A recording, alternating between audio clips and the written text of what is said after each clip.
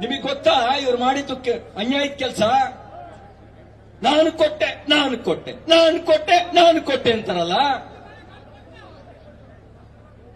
ನಿಮ್ ಜೋಬಿಗೆ ಕೈ ಹಾಕಿ, ನಿಮ್ ಜೋಬಲ್ಲೇ ಪಿಕ್ ಪ್ಯಾಕೆಟ್ ಮಾಡಿ 10,000 ರೂಪಾಯಿ ಕಿತ್ಕೊಂಡು ನಿಮ್ ಹೆಂಡ್ರ ಕೈಗೆ 2,000 ಕೊಟ್ಟು ನಾನು ಕೊಟ್ಟೆ ನಾನು ಕೊಟ್ಟೆ ನಾನು ಕೊಟ್ಟೆ ನಾನು ಕೊಟ್ಟೆ. ಯಾರಪ್ಪನ ಮನೆಗೆ ಕೊಟ್ಟಿದ್ದು? ಯಾರಪ್ಪನ ಮನೆಗೆ ಕೊಟ್ಟಿದ್ದು? ರೈತರು ಜೋಬಿ ಕೈ ಹಾಕಿದ್ದು. ಕಿಸಾನ್ ಸಮ್ಮಾನ್ ಯೋಜನೆ ಬಿಜೆಪಿ ಸರ್ಕಾರ ಇದ್ದಾಗ ಕೇಂದ್ರ ಸರ್ಕಾರ ಜೊತೆಗೆ 14,000 ರೂಪಾಯಿ ಸೇರಿಸ್ಕೊಡ್ತಾ ಇತ್ತು. ಅದು ಕೈ ಕಿತ್ಕೊಂಡ್ರೋ ಇಲ್ವೋ? ರೈತ ವಿದ್ಯಾನಿಧಿ ಬಿಜೆಪಿ ಸರ್ಕಾರ ಕೊಡ್ತಾ ಇದ್ದಿದ್ದು ಅದನ್ನ ಕಿತ್ಕೊಂಡ್ರೋ ಇಲ್ವೋ? ಇದು ಕಿತ್ಕೊಂಡ್ರ ಲೆಕ್ಕ. ಅವ್ರು ಹೇಳ್ತಾರೆ ಏನ್ರಿ ಮಾಡಿದಾರೆ ಮೋದಿ ಅವರು, ರೈತರಿಗೆ ಏನ್ರಿ ಮಾಡಿದ್ದಾರೆ? ಸಿದ್ದರಾಮಯ್ಯನವರೇ, ಮೋದಿ ಇಲ್ದೇ ಇದ್ರೆ 1 ಚೀಲ ಯೂರಿಯಾ ಗೊಬ್ಬರದ ಬೆಲೆ 2,600 ರೂಪಾಯಿ ಆಗ್ತಿತ್ತು. 2,300 ಚಿಲ್ಲರೆ ಸಬ್ಸಿಡಿಯನ್ನ ಮೋದಿ ಒಬ್ಬರೇ 1 ಚೀಲಕ್ಕೆ ಕೊಡ್ತಾ ಇದ್ದಾರೆ. 1 ಚೀಲ ಗೊಬ್ಬರಕ್ಕೆ ನೀವೇನ್ ಕೊಟ್ಟಿದ್ದೀರಿ? 52 ಲಕ್ಷ ಜನರಿಗೆ 1 ವರ್ಷಕ್ಕೆ 52 ಲಕ್ಷ ರೈತರಿಗೆ 6,000 ರೂಪಾಯಿ ಅವ್ರ ಖಾತೆಗೆ ನೇರ ಜಮಾ ಮಾಡ್ತಾ ಇದ್ದಾರೆ. ನೀವೇನ್ ಕೊಟ್ಟಿದ್ದೀರಿ ರೈತರಿಗೆ? ನೀವು ರೈತರಿಗೆ ಗಾಯದ ಮೇಲೆ ಬರೆ ಎಳೆಯ ಕೆಲಸ ಮಾಡಿದಿರಿ. ಕಣ್ಣು ಬಿಡಿ, ಕಿವಿಯ ಕೊಡಿ, ರೈತರ ಸಮಸ್ಯೆಯ ಕಡೆಗೆ ಗಮನ ಕೊಡಿ ಅಂತ ಹೇಳಿ ಆಗ್ರಹಿಸಿ ನಮ್ಮ ಹೋರಾಟ. ರೈತರಿಗೋಸ್ಕರ ಮೆಕ್ಕೆಜೋಳ ಬೆಳೆದು ಬೀದಿಯಲ್ಲಿ ಹೋರಾಟ ಮಾಡ್ತಿರ್ತಕ್ಕಂಥ ರೈತರಿಗೆ ನ್ಯಾಯ ಕೊಡಿ ಅಂತ ಹೇಳಿ ನಮ್ಮ ಹೋರಾಟ. ಕಬ್ಬು ಬೆಳೆಗಾರರಿಗೆ ಕೇಂದ್ರ ಸರ್ಕಾರ 3,550 ರೂಪಾಯಿ FRP ನಿಗದಿ ಮಾಡಿದೆ. ಆ ದರದಲ್ಲಿ ಖರೀದಿ ಮಾಡಿ ಕಬ್ಬು ಬೆಳೆದ ರೈತನಿಗೆ ನ್ಯಾಯ ಕೊಡಿ ಅಂತ ನಮ್ಮ ಹೋರಾಟ. 2,389 ರೂಪಾಯಿ ಈಗಾಗಲೇ ಭತ್ತಕ್ಕೆ ಮಿನಿಮಮ್ ಸಪೋರ್ಟ್ ಪ್ರೈಸ್ ಅನ್ನ ಕೇಂದ್ರ ಸರ್ಕಾರ ನಿಗದಿ ಮಾಡಿದೆ. ಅದಕ್ಕೆ ಇನ್ನೊಂದು 500 ರೂಪಾಯಿ ಸೇರಿಸಿ ರೈತರ ಕಣ್ಣೀರು ಒರೆಸಿ ಅಂತ ನಮ್ಮ ಹೋರಾಟ. ಕಳೆದ 2 ತಿಂಗಳಿಂದ ರೈತರು ಹೋರಾಟ ಮಾಡ್ತಾನೆ ಇದ್ದಾರೆ. ಆದ್ರೆ ಈ ಸರ್ಕಾರಕ್ಕೆ ಕುರ್ಚಿ ಮೇಲೆ ಕಾಳಜಿ ಇದೆ ಹೊರತು ರೈತರ ಮೇಲೆ ಕಾಳಜಿ ಇಲ್ಲ. ಇದೆಯಾ ಕಾಳಜಿ? ರೈತರ ಮೇಲೆ ಕಾಳಜಿ ಇದ್ದಿದ್ರೆ ಮೆಕ್ಕೆಜೋಳ ಖರೀದಿ ಕೇಂದ್ರ ಪ್ರಾರಂಭ ಮಾಡ್ತಿದ್ರೋ ಇಲ್ವೋ? ಮಾಡಿದ್ರ? ಭತ್ತ ಖರೀದಿ ಕೇಂದ್ರ ಪ್ರಾರಂಭ ಮಾಡಿದ್ರ? ಕಬ್ಬಿಗೆ ಬೆಂಬಲ ಬೆಲೆ ನಿಗದಿ ಮಾಡಿದ್ರ? ಯಾವುದನ್ನು ಮಾಡಲಿಲ್ಲ. ಎಚ್ಚರಿಕೆ ಕೊಡ್ಲಿಕ್ಕೆ ಬಂದಿದ್ದಾವೆ. ನಮ್ಮ ಕೈನಲ್ಲಿ ಬಾರ್ಕೋಲ್ ಹಿಡಿದು ಎಚ್ಚರಿಕೆ ಕೊಡ್ತಾ ಇದೀವಿ. ಕುರ್ಚಿಲ್ ಕೂರಿಸಿದವರಿಗೆ ಕುರ್ಚಿಯಿಂದ ಇಳಿಸಕ್ ಬರುತ್ತೋ ಇಲ್ವೋ? ರೈತರನ್ನ ವಿರೋಧ ಮಾಡಿದ ಯಾವ್ದಾದ್ರು ಸರ್ಕಾರ ಈ ರಾಜ್ಯದಲ್ಲಿ ಉಳಿದಿದೆಯಾ? ಉಳಿಯಕ್ ಬಿಟ್ಟಿದಾರ? ನಾವು ಅವರಿಗೆ ಹೇಳಿಕ್ ಬಯಸ್ತೇನೆ, 83ರ ಗುಂಡೂರಾವ್ ಅವರು ಮುಖ್ಯಮಂತ್ರಿ ಆಗಿದ್ರು. ನವಲಗುಂದದಲ್ಲಿ ನ್ಯಾಯ ಕೇಳ್ತಿದ್ದಂತ ರೈತರ ಮೇಲೆ ಗೋಲಿಬಾರ್ ಮಾಡಿದ್ರು. ಆಮೇಲೆ ಏನಾಯ್ತು? ಗುಂಡೂರಾವ್ ಜೊತೆಗೆ ಕಾಂಗ್ರೆಸ್ ಧೂಳಿಪಟ ಆಯ್ತು. ಯಾರ್ಯಾರು ರೈತ ವಿರೋಧಿಯಾಗಿ ವರ್ತನೆ ಮಾಡಿದ್ದಾರೆ ಅವ್ರು ಯಾವುದೇ ಸರ್ಕಾರ ಉಳಿದಿಲ್ಲ. ಮಾನ್ಯ ಮುಖ್ಯಮಂತ್ರಿ ಸಿದ್ದರಾಮಯ್ಯನವರೇ, ರೈತರು ಇವತ್ತು ಬೀದಿಯಲ್ಲಿ ನಿಂತು ನಿಮಗೆ ಎಚ್ಚರಿಕೆ ಕೊಡ್ತಾ ಇದ್ದಾರೆ. ರೈತರಿಗೆ ನ್ಯಾಯ ಕೊಡಿ, ಖರೀದಿ ಕೇಂದ್ರ ತೆರೀರಿ. ಇಲ್ಲದೆ ಇದ್ರೆ ಕುರ್ಚಿ ಸಮೇತ ಎಳೆದು ಹಾಕುವಂತ ತಾಕತ್ತು ಈ ರಾಜ್ಯದ ರೈತರಿಗೆ ಇದೆ ಅಂತ ಹೇಳಿ ಎಚ್ಚರಿಸಲಿಕ್ಕೆ ಬಂದಿದ್ದೇವೆ. ರಾಜ್ಯದ ರೈತರಿಗೆ ಇದೆ ಅಂತ ಎಚ್ಚರಿಸಲಿಕ್ಕೆ ಬಂದಿದ್ದೇವೆ. ನಾವು ಖರೀದಿ ಕೇಂದ್ರ ತೆರೀರಿ ಅಂತ ಹೇಳಿದ್ದು ಅವ್ರ ತಲೆಗೆ ಬಹಳ ಹೋಗ್ಬಿಟ್ಟಿದೆ. ನಾವು ಹೇಳಿದ್ದು ಮೆಕ್ಕೆಜೋಳ ಖರೀದಿ ಕೇಂದ್ರ ತೆರೀರಿ, ಭತ್ತದ ಖರೀದಿ ಕೇಂದ್ರ ತೆರೀರಿ. ನಾವು ಶಾಸಕರ ಖರೀದಿ ಕೇಂದ್ರ ತೆರೀರಿ ಅಂತ ಹೇಳಿಲ್ಲ. ನಾವು ಖರೀದಿ ಕೇಂದ್ರ ತೆರೀರಿ ಅಂದಿದ್ದು ದಾವಣಗೆರೆಯಾಗೆ, ನಾವು ಖರೀದಿ ಕೇಂದ್ರ ತೆರೀರಿ ಅಂತ ಹೇಳಿದ್ದು ಕಲಬುರಗಿನಲ್ಲಿ, ನಾವು ಖರೀದಿ ಕೇಂದ್ರ ತೆರೀರಿ ಅಂತ ಹೇಳಿದ್ದು ಬೆಳಗಾಂನಲ್ಲಿ. ಇವರು ವಿಧಾನಸೌಧದಲ್ಲೇ ಖರೀದಿ ಕೇಂದ್ರ ತೆರೀರಿ ಅಂತ ನಾವು ಹೇಳಿರಲಿಲ್ಲ. ರಾಜಕೀಯ ಮಾನ ಮರ್ಯಾದೆ ಏನಾದ್ರೂ ಇದೆಯಾ? ಶಾಸಕರಿಗೆ ಅದೆಷ್ಟೋ ಕೋಟಿ ರೂಪಾಯಿ ಅಂತೆ, ಅದರಲ್ಲೂ ಗ್ರೇಡ್ ಅಂತೆ, A grade, B grade, C grade, D grade, grade ಮೇಲೆ ವ್ಯಾಪಾರ ಅಂತೆ. ನಾವು ಹೇಳಿದ್ದು ರೈತರ ಭತ್ತ ಖರೀದಿ ಕೇಂದ್ರ ತೆರೀರಿ, ಮೆಕ್ಕೆಜೋಳ ಖರೀದಿ ಕೇಂದ್ರ ತೆರೀರಿ.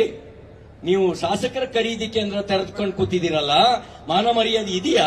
ಇದಕ್ಕಾಗಿ ರಾಜ್ಯದ ಜನ ನಿಮಗೆ 136 ಸೀಟ್ ಕೊಟ್ಟಿದ್ದು. ಏನಾಗಿದ್ದಾರೆ? ಇದು ರೈತರ ಮಾತು ಕೇಳಿ ನೀವು ರೈತರ ಪಾಲಿಗೆ ಬದುಕಿದ್ದು ಸತ್ತಂಗಾಗಿದ್ದೀರಿ. ಸತ್ತಂಗ ಆಗಬೇಡಿ. ನೀವು ಬದುಕಿದೀವಿ ಅಂತ ತೋರಿ ಮಾಡಿದೆ. ನೀವೊಂದು 400 ರೂಪಾಯಿ ಕೊಡ್ರಿ, ನೀವೊಂದು 600 ರೂಪಾಯಿ ಕೊಟ್ಟು 3000 ಮಾಡಿ ನಾನು ಇದೀನಿ ರೈತರ ಪಾಲಿಗೆ ಅಂತ ತೋರಿಸಿ. ಹಾಗಿದ್ರೆ ಮಾತ್ರ ನೀವು ರೈತರ ಪಾಲಿಗೆ ಬದುಕ್ತೀರಿ. ಇಲ್ದೇ ಇದ್ರೆ ಸತ್ತಂಗ ಆಗ್ತೀರಿ. ಸತ್ತಂಗ ಆಗಬೇಡಿ. ರೈತರು ಕಬ್ಬಿಗೆ ಬೆಂಕಿ ಹಾಕಿದ ದುರುಳರು, ಅವರ ಮೇಲೆ ಕ್ರಮ ಆಗಿದೆಯಾ? ರೈತರು ಯಾವತ್ತೂ ತಾನು ಬೆಳೆದ ಬೆಳೆಯನ್ನ ಲಕ್ಷ್ಮಿ ಅಂತ ಭಾವಿಸ್ತಾನೆ. ರಕ್ತವನ್ನೇ ಬೆವರಾಗಿ ಸುರಿಸಿ ಕಬ್ಬು ಬೆಳೆದ ರೈತ ಅವನು ಬೆಂಕಿ ಹಾಕುವಂತ ಹೀನ ಕೆಲಸ ಮಾಡಲ್ಲ. ಹೀನ ಕೆಲಸ ಮಾಡಿದವರು ಯಾವುದೋ ಕಾಣದ ಕೈಗಳು ಹೀನ ಕೆಲಸ ಮಾಡಿದವೆ. ರೈತರ ಚಳವಳಿಯನ್ನು ಹತ್ತಿಕ್ಕಬೇಕು ಅಂತ ಹೇಳಿ ರೈತರಿಗೆ ಕೆಟ್ಟ ಹೆಸರು ತರಬೇಕು ಮಾಡ್ತಾ ಇದ್ವಿ. ಇವತ್ತು ಹಿಂದೆಗೆಯುವಂತ ಪ್ರಶ್ನೆ ಇಲ್ಲ. ಹೋರಾಟ ಪ್ರಾರಂಭ ಆಗಿದೆ. ನೀವು ನ್ಯಾಯ ಕೊಡದೇ ಇದ್ರೆ ಶಾಸಕರ ಖರೀದಿಯನ್ನು ನಿಲ್ಲಿಸಿ, ಭತ್ತ ಖರೀದಿ ಮಾಡಿ. ಶಾಸಕರ ಖರೀದಿಯನ್ನು ನಿಲ್ಲಿಸಿ ಮೆಕ್ಕೆಜೋಳ ಖರೀದಿ ಮಾಡಿ. ಶಾಸಕರಿಗೆ FRP ನಿಗದಿ ಮಾಡೋದನ್ನು ನಿಲ್ಲಿಸಿ ಕಬ್ಬಿಗೆ FRP ನಿಗದಿ ಮಾಡಿ. ಈ ರೀತಿ ನ್ಯಾಯ ಕೊಡಿ ಅಂತ ಕೇಳಲಿಕ್ಕೆ ಬಂದಿದ್ದೇವೆ. ಇಷ್ಟು ಮಾತ್ರ ಅಲ್ಲ, ಅತಿವೃಷ್ಟಿ ಅನಾವೃಷ್ಟಿ ಒಳಗಾಗಿ ಸಂಕಷ್ಟಕ್ಕೊಳಗಾಗಿರ್ತಕ್ಕಂಥ ರೈತರಿಗೆ ಈ ಸರ್ಕಾರ ಪರಿಹಾರ ಕೊಟ್ಟಿದೆಯಾ? ಪರಿಹಾರ ಕೊಡ್ಲಿಲ್ಲ. ಅದರ ಬದಲಿಗೆ ಗಾಯದ ಮೇಲೆ ಬರ ಇಳದಂತೆ ಬಿಜೆಪಿ ಸರ್ಕಾರ ಇದ್ದಾಗ ನೀವೇನಾದ್ರು ಗಂಗಾ ಕಲ್ಯಾಣ ಬೋರ್ ಕೊರ್ಸಿದ್ರೆ ಅಥವಾ ಖಾಸಗಿಯಾಗಿ ಒಂದು ಬೋರ್ವೆಲ್ ಕೊರ್ಸ್ಕೊಂಡ್ರೆ 25,000 ಗಂಗಾ ಕಲ್ಯಾಣಕ್ಕೆ ಫ್ರೀ ಕರೆಂಟ್.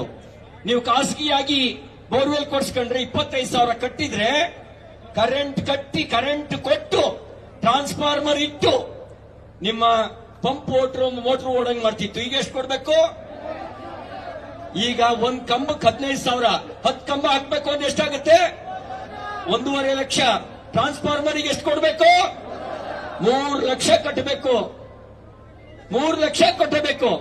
ಅಂದ್ರೆ ಈ ಮನೆ ಹಾಳು ಕೆಲಸ ಮಾಡೋದಕ್ಕ ಕಾಂಗ್ರೆಸ್ ಅಧಿಕಾರಕ್ಕೆ ತಂದಿದ್ದು.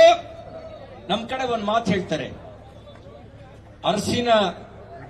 ಅರಸಿನ ಕೂಳಿಗೆ ಹೋಗಿ ವರ್ಷದ ಕೂಳು ಕಳ್ಕೊಂಡ್ರು ಅಂತ ಹೇಳಿ. ಎಂತ ಕೂಳು? ಅರಸಿನ ಅಂದ್ರೆ ರಾಜನ ಮನೆಯಲ್ಲಿ ಊಟ ಇದೆ ಅಂತ ಹೇಳಿ ಅವನು ಹೊಡೆಗದ್ದೆ ಕುಯ್ಯದ್ ಬಿಟ್ಟು ಹೋದ್ನಂತೆ.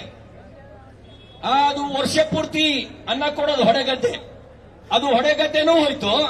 ಈ ಕಡೆಗೆ ಅರಸಿನ ಕೂಳು ಅಲ್ಲಿಂದ ಹಚ ಅಂದ್ರು. ಇದು ಹಂಗಾಯ್ತು ಪರಿಸ್ಥಿತಿ. ಇದು ಯಾರೋ 2,000 ರೂಪಾಯಿನ ಆಸೆಗೆ ಬಲಿ ಬಿದ್ದು ಕೂರ್ಬೇಕು, ಯಾರನ್ನ ಕೂರಿಸಬಾರ್ದಿತ್ತೋ ಅವ್ರನ್ನ ತಗೊಂಡೋಗಿ ಕುರ್ಚಿ ಮೇಲೆ ಕೂರಿಸಿ ಈಗ ನಾವು ಅನುಭವಿಸಂಗಾಗಿದೆಯಲ್ವಾ? ಅನುಭವಿಸಂಗಾಗಿದೆಯೇ ಇಲ್ವೋ? ನಿಮಗೆ ಗೊತ್ತಾ ಇವ್ರು ಮಾಡಿದ್ದು ಅನ್ಯಾಯದ ಕೆಲಸ? ನಾನು ಕೊಟ್ಟೆ ಅಂತಾರಲ್ಲ. ನಿಮ್ ಜೋಬಿಗೆ ಕೈ ಹಾಕಿ, ನಿಮ್ ಜೋಬಲ್ಲೇ ಪಿಕ್ ಪ್ಯಾಕೆಟ್ ಮಾಡಿ 10,000 ರೂಪಾಯಿ ಕಿತ್ಕೊಂಡು ನಿಮ್ ಹೆಂಡ್ರ ಕೈಗೆ 2,000 ಕೊಟ್ಟು ನಾನು ಕೊಟ್ಟೆ. ಯಾರಪ್ಪನ ಮನೆಗೆ ಕೊಟ್ಟಿದ್ದು? ರೈತರು ಜೋಬಿ ಕೈ ಹಾಕಿದ್ದು. ಕಿಸಾನ್ ಸಮ್ಮಾನ್ ಯೋಜನೆ ಬಿಜೆಪಿ ಸರ್ಕಾರ ಇದ್ದಾಗ ಕೇಂದ್ರ ಸರ್ಕಾರ ಜೊತೆಗೆ 4,000 ರೂಪಾಯಿ ಸೇರಿಸ್ಕೊಡ್ತಾ ಇತ್ತು. ಅದು ಕೈ ಕಿತ್ಕೊಂಡ್ರೋ ಇಲ್ವೋ? ರೈತ ವಿದ್ಯಾನಿಧಿ ಬಿಜೆಪಿ ಸರ್ಕಾರ ಕೊಡ್ತಾ ಇದ್ದಿದ್ದು ಅದನ್ನ ಕಿತ್ಕೊಂಡ್ರೋ ಇಲ್ವೋ? ಇದು ಕಿತ್ಕೊಂಡ್ರ ಲೆಕ್ಕ. ಅವ್ರು ಹೇಳ್ತಾರೆ ಏನ್ರಿ ಮಾಡಿದ್ದಾರೆ ಮೋದಿ ಅವರು, ರೈತರಿಗೆ ಏನ್ರಿ ಮಾಡಿದ್ದಾರೆ? ಸಿದ್ದರಾಮಯ್ಯನವರೇ, ಮೋದಿ ಇಲ್ದೇ ಇದ್ರೆ 1 ಚೀಲ ಯೂರಿಯಾ ಗೊಬ್ಬರದ ಬೆಲೆ 2,600 ರೂಪಾಯಿ ಆಗ್ತಿತ್ತು. 2,300 ಚಿಲ್ಲರೆ ಸಬ್ಸಿಡಿಯನ್ನ ಮೋದಿ ಒಬ್ಬರೇ 1 ಚೀಲಕ್ಕೆ ಕೊಡ್ತಾ ಇದ್ದಾರೆ. 1 ಚೀಲ ಗೊಬ್ಬರಕ್ಕೆ ನೀವೇನ್ ಕೊಟ್ಟಿದ್ದೀರಿ?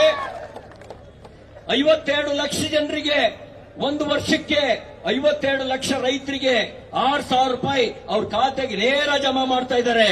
ನೀವೇನ್ ಕೊಟ್ಟಿದ್ದೀರಿ ರೈತರಿಗೆ? ನೀವು ರೈತರಿಗೆ ಗಾಯದ ಮೇಲೆ ಬರೆ ಎಳೆಯ ಕೆಲಸ ಮಾಡಿದಿರಿ. ನೀವು ಗಾಯದ ಮೇಲೆ ಬರೆ ಎಳೆಯ ಕೆಲಸ ಮಾಡಿದಿರಿ. ಈ ಅನ್ಯಾಯದ ವಿರುದ್ಧ ನಮ್ಮ ಹೋರಾಟ ಇವತ್ತು ಗಂಡು ಮೆಟ್ಟಿನ ನೆಲ ದಾವಣಗೆರೆಯಿಂದ ನಮ್ಮ ಹೋರಾಟ ಪ್ರಾರಂಭ ಆಗಿದೆ. ಇಲ್ಲಿಂದ ಬೆಳಗಾಂವರೆಗೂ ಹೋಗುತ್ತೆ ಹೋರಾಟ, ಅಲ್ಲಿಂದ ಬೆಂಗಳೂರಿಗೂ ಮುಟ್ಟುತ್ತೆ ಹೋರಾಟ.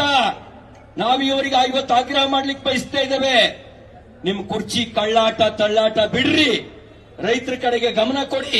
ಇಲ್ದೇ ಇದ್ರೆ ರೈತರ ಕೈಲಿರೋ ಬಾರ್ ಕವಲು ವಿಧಾನಸೌಧಕ್ಕೆ ಬರುತ್ತೆ.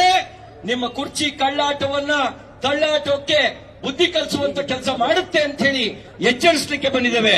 ಇವತ್ತು ನೋವಿನಿಂದ ತಾನು ಬೆಳೆದ ಮೆಕ್ಕೆಜೋಳವನ್ನು ಇಲ್ಲಿ ಸುರಿದಿದ್ದಾನೆ. ನೀವು ಖರೀದಿ ಕೇಂದ್ರ ತೆರಿತೀವಿ ಏನು ಮುಹೂರ್ತ ನೋಡ್ಬೇಕೇನದಕ್ಕೆ? ಅದಕ್ಕೆ ಮುಹೂರ್ತ ನೋಡ್ಬೇಕಾ? ನನಗೆ ಇಷ್ಟು ದಿನ ನಿಮಗೆ ಬುದ್ಧಿ ಇರ್ಲಿಲ್ವಾ? ಬೀದಿಯಲ್ಲಿ ನಿಂತ್ಕೊಂಡು ಹೋರಾಟ ಮಾಡ್ಬೇಕಾ?